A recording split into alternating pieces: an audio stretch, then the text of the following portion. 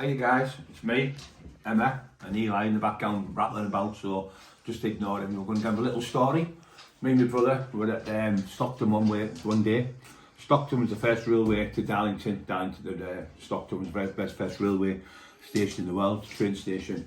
So we were just going down there, it's called Durham Road, and as we were coming down the bank, we sat at the road and it goes to a bend like that. You can go up that way or you can go that way. And the other cars can come down this way. So as at that, these kids come flying across the road, and this lady was driving in her car. She went round and they cut her off. Anyway, she panicked and she went straight through the wall. Anyway, the car, she obviously, Eli, stop it. Just there he is there. Devil dog. Oh yeah. So anyway, the car went through a wall. Smashed up, all the airbags went off and everything. So I pulled to the side of the car. She's screaming like mad in the car and she's shouting, I'm burning. So I thought the car was alive. So I've run to the car, shouting, my brother Bobby, who was in the car, said 4999, get the ambulance here. So he's phoned them anyway. So I've run to the car, opened up, and there's all like it was like smoke, but it must be off the airbag, somebody said. And she said, it's burning. Whether it was or not, I don't know, but she was all red and her face was red.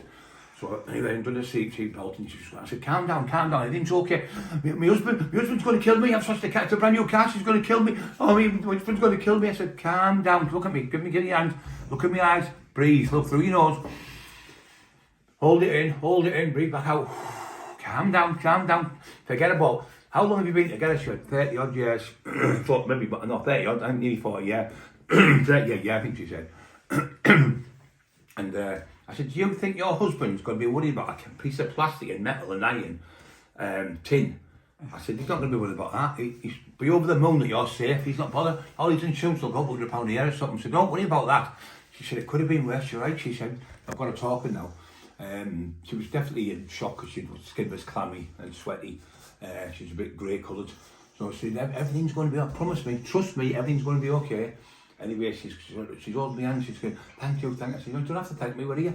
Blah, talking about her husband, things like that. And the next minute, there's a bus coming, and the buses are coming down the road, because it's a big, busy road, that Durham Road.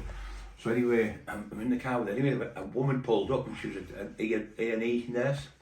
She said, oh yeah, you're doing brilliant with her, doing brilliant. So anyway, I was talking to her, and as I turned around talking to her nurse, she got out of the car, and she started to walk across the road. Anyway, the bus started coming towards her, so I had to grab her and pull her away from the bus. And I said, the bus put my hand up right at the bus stop. I went, sorry, there's been a crash. She went, it's okay, okay. So anyway, I took her back to the car and I said, look, stay in the car, sit here, everything's okay. The handbrakes on, everything's safe. The ambulance is on its way. She said, what am I going to do? I said, no, just calm down, you're okay. Anyway, so the next minute, she calmed right down and she said, have you got any kids yet? I could have had my grandkids with me today. She said, I'm supposed to pick them up. I said, well, they aren't, are they? So that's God bless him. So she said, oh yeah, you're right. So can I just phone my daughter? So she phoned her daughter, and the daughter comes, she's probably a 30-year-old, something like that, maybe a little bit younger. And she's out here, 9 months pregnant.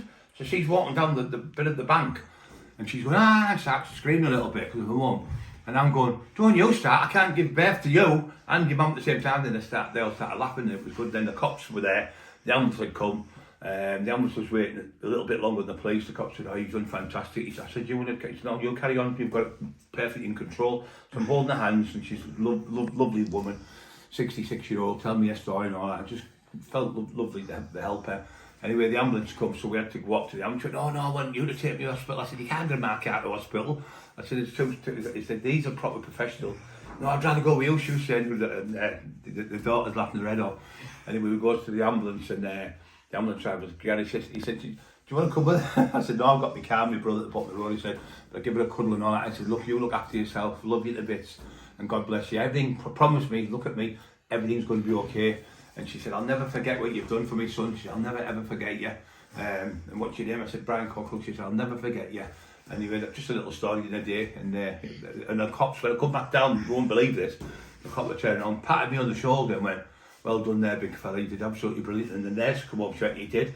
I'm a nurse, emergency nurse at A&E. I panicked, I was panicking like mad. He was just so calm.